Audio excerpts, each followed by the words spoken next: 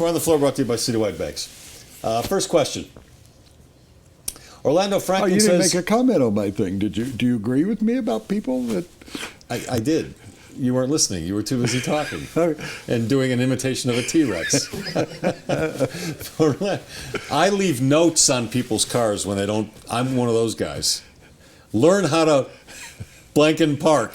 Those are my notes. And then a guy walks out that's like Orlando Franklin. Or I didn't know blind people were allowed to drive. Those are my notes. Okay, maybe I'm that guy. I'll put a blackboard on people's cars. Not a bit. Well, they'll know it's you, though. All right. Speaking Four on of the Orlando Floor, brought to you by Franklin. Citywide Banks. First question. Orlando Franklin, the former Bronco, says Phillip Rivers is more approachable than Peyton. Is that fair? Yeah.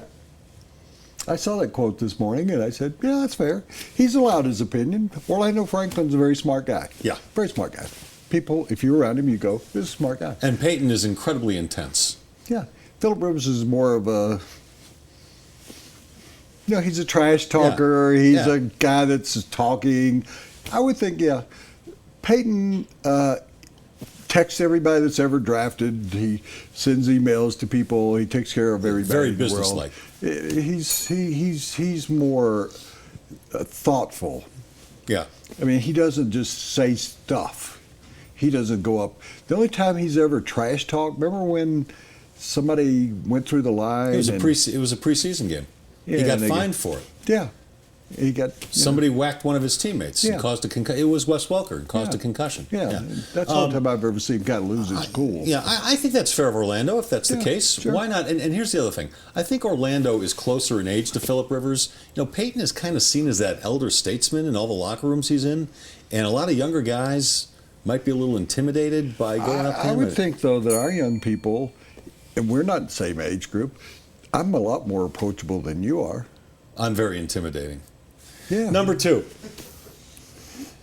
Buster Olney, a colleague of yours at ESPN who writes baseball, suggests that A-Rod should be the next Marlins manager. Does that make sense? That made a lot of sense to me. When I saw that, I said, the Marlins are a train wreck all the time. They won 2 World Series, 2 more than this team, the dead team here, dead team walking all the time. Because the one thing is, it doesn't matter if you take performance-enhancing drugs and you're the manager. Does that make you manage better? I don't think so. You got more pimples on your back and your testicles shrink. I don't think that affects the manager. Okay. That's the truth. I have nowhere to go after that. Your head gets bigger. I will say this. To me, it makes absolutely no sense. A-Rod is not a team guy. A-Rod is about A-Rod and always has been. He's self-absorbed. You don't want that guy managing your team. It's the Marlins. He's in charge of everybody. He has trouble being in charge of himself. Third question. Isn't that something, though, going back to that someone said, you really want to find out if they're doing steroids? Check their testicles. Oh, yeah. That's not going to be my job. What would be the best team to be featured on Hard Knocks on Buffalo HBO? Bills. I keep saying it over again. No. Nobody pays any attention to me. I want to see Rex Ryan. He had the greatest line in the history of Hard Knocks. You know what it was? What? He said, enough of effing this. Let's go get some snacks. Yeah. You really, the Houston, okay. It was like a drop the mic moment and walk off. J.J. Watt, maybe Arian Foster, he went to Tennessee, and we're always, guys from Tennessee are always speaking out our minds. There's only one obvious choice here, Woody. O'Brien. The best team for Hard Knocks is the Dallas Cowboys. Between Jerry Jones and Romo, America's quarterback, and all of those criminal types they have on that roster now, can you imagine every other episode they're going to get raided for something or another? They're going to have to pay appearance fees to the Dallas cops. That would be an exciting show. Their tent's going to to fall Dallas down. Cowboys. I want Ryan, because I want to hear him talk about who they're going to put at quarterback. I want to spend 6 weeks The going, Buffalo Bills? we got Please. nobody to put at quarterback. Last question. Big Mac or Whopper? Big Mac. Why? Oh, you want Give me why? a reason.